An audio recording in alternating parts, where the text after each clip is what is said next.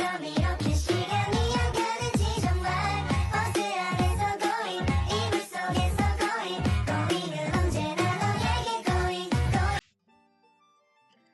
Assalamualaikum warahmatullahi wabarakatuh. Perkenalkan, nama saya Nailos Naryanda dengan NIM 122 50 32 14 8. Di sini saya akan membahas domain APO 12 yaitu Manage Risk dan APO 13 yaitu Manage Security dalam COVID 2019. Pertama, yang mau saya bahas, apa itu COVID 2019? COVID atau Control Objective for Information and Related Technologies merupakan sebuah kerangka kerja yang diciptakan oleh ISACA atau Information System Audit and Control Association untuk membantu organisasi meningkatkan efisiensi dalam pengelolaan dan pengendalian teknologi informasi. COVID 2019 membagi proses tata kelola dan manajemen TI menjadi 5 domain utama, yaitu ada EDM, Evaluate, Direct and Monitor, yang kedua ada APO, Align, Plan, dan Organize, yang ketiga ada BAI, Build, Acquire, and Implement, yang keempat ada DSS, Deliver, Service, and Support, yang kelima ada MEA, Monitor, Evaluate, and Assess. Yang mau saya bahas di sini adalah APO, Align, Plan, dan Organize. APO berfungsi untuk memastikan bahwa teknologi informasi selaras dengan strategi bisnis serta direncanakan dan diorganisir dengan baik untuk mendukung tujuan organisasi. Domain ini mencakup aspek perencanaan strategis, pengelolaan risiko, tata kelola keamanan, pengelolaan sumber daya, serta manajemen layanan TI secara menyeluruh. Selanjutnya, yang mau saya bahas itu ada APO 12, yaitu Manage Risk. Definisinya, APO 12 terus mengidentifikasi, menilai, dan mengurangi risiko terkait ANT dalam tingkat toleransi yang ditetapkan oleh manajemen eksekutif perusahaan, yang bertujuan mengintegrasikan pengelolaan risiko perusahaan terkait ANT dengan manajemen risiko perusahaan atau IRM secara keseluruhan dan seimbangkan biaya dan manfaat pengelolaan risiko perusahaan terkait ANT. Selanjutnya, domain APO 12 ini terbagi menjadi 6. Yang pertama ada APO 12.01 yaitu mengumpulkan data. APO 12.01 identifikasi dan kumpulkan data yang relevan untuk memungkinkan identifikasi, analisis, dan pelaporan risiko terkait ANT yang efektif. Aktivitasnya yang pertama ada menetapkan dan memelihara metode untuk mengumpulkan, klasifikasi, dan analisis data terkait risiko ANT, yaitu berada di tingkat 2. Selanjutnya ada APO 12.02 yaitu menganalisis risiko. Penjelasannya mengembangkan pandangan yang kuat terhadap risiko ANT aktual untuk mendukung keputusan risiko. Aktivitasnya yaitu menentukan cakupan upaya analisis risiko yang tepat dengan mempertimbangkan semua faktor risiko dan atau kekritisan aset dalam bisnis, berada tingkat 3. Selanjutnya ada APO 12.03 yaitu menjaga profil risiko, yaitu menyimpan inventaris risiko dan atribut risiko yang diketahui, termasuk frekuensi yang diharapkan, dampak potensial, dan respon. Mendokumentasikan sumber daya kemampuan dan aktivitas pengendalian terkini yang terkait dengan item risiko. Contoh aktivitasnya, menggabungkan skenario risiko saat ini berdasarkan kategori, lini bisnis, dan area fungsional, berada tingkat kedua. Selanjutnya ada APO 12.04, yaitu mengartikulasikan risiko. Yaitu komunikasikan informasi dengan status terkini paparan dan peluang terkait ANT secara tepat waktu kepada semua pemangku kepentingan yang diperlukan agar memperoleh respon yang tepat. Contoh aktivitasnya yaitu memberikan pemahaman kepada para pengambil keputusan tentang skenario terburuk dan paling mungkin paparan kerugian terkait ANT serta reputasi signifikan, pertimbangan hukum dan peraturan atau kategori dampak lainnya sesuai taksonomi risiko proyek, berada tingkat ketiga.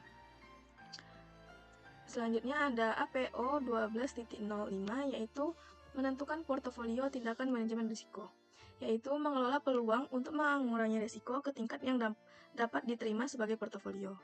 Aktivitasnya menjaga inventaris aktivitas pengendalian yang ada untuk mengurangi risiko dan yang memungkinkan risiko ditangani sesuai dengan selera dan toleransi risiko, berada tingkat kedua.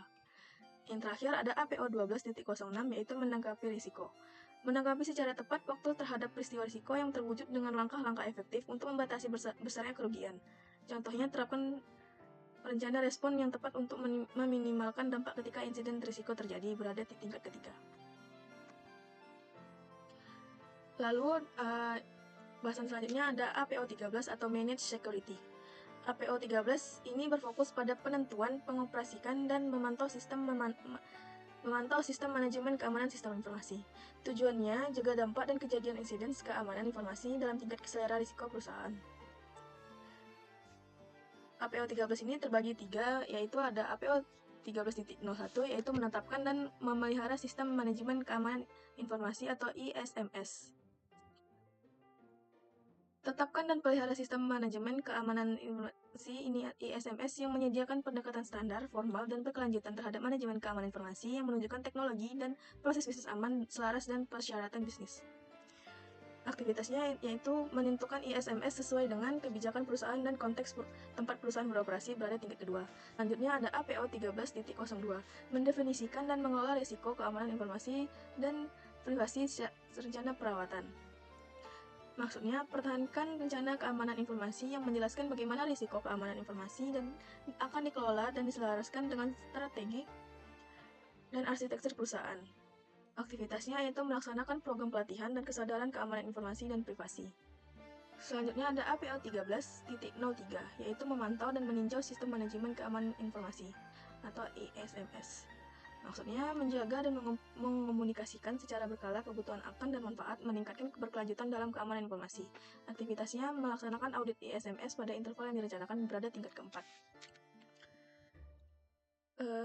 Implementasinya terhadap pada jurnal audit keamanan sistem informasi Perjadin BKKBN Provinsi Riau menggunakan COVID-19 APO 12 dan APO 13 yang diterbitkan di Seminar Nasional Amikom Surakarta Semnasa 2023. Penelitian ini bertujuan untuk melakukan audit keamanan sistem informasi Perjadin di BKKBN Provinsi Riau menggunakan framework COVID 2019, khususnya pada domain APO 12 dan APO 13. Hasil penelitian menunjukkan bahwa audit keamanan sistem informasi Perjadin BKKBN Provinsi Riau menggunakan COVID 2019 pada domain APO 12 dan APO 13 berhasil mengidentifikasi kelemahan dan celah dalam implementasi keamanan saat ini. Audit ini memberikan rekomendasi perbaikan yang dapat membantu instansi untuk meningkatkan pengendalian keamanan dan meminimalkan risiko yang mungkin timbul. Dengan demikian, diharapkan instansi dapat memperkuat tata kelola dan keamanan sistem, menjaga keutuhan data, melindungi informasi sensitif, serta meningkatkan kinerja operasional dan reputasi instansi secara keseluruhan. Selanjutnya ada paper yang kedua, evaluasi manajemen risiko TI pada perguruan tinggi XYZ menggunakan framework COVID 2019 domain APO 12 dan APO 13 yang diterbitin di jurnal Informatics Nivedita 2024. Penelitian ini mengevaluasi manajemen risiko TI di UPT TIK perguruan tinggi XYZ menggunakan framework COVID 2019 dengan fokus pada domain APO 12 Managed Risk dan APO 13 Managed Security. Hasil penelitian ini menunjukkan bahwa manajemen risiko TI di UPT TIK perguruan tinggi XYZ masih berada pada level 1 berdasarkan COVID 2019, di mana proses pengelolaan risiko dan keamanan informasi dilakukan secara ADHOC tanpa dokumentasi serta prosedur yang sistematis, sehingga diperlukan peningkatan kebijakan formal, prosedur terorganisir, dan implementasi kontrol serta pemantauan keamanan yang lebih efektif. Yang terakhir, kesimpulannya, dalam implementasi COVID 2019, APO 12 Managed Risk dan APO 13 Managed Security berperan penting dalam meningkatkan efektivitas tata kelola TI di organisasi. APO 12 memastikan bahwa risiko yang terkait dengan teknologi informasi diidentifikasi, dievaluasi, dan dikelola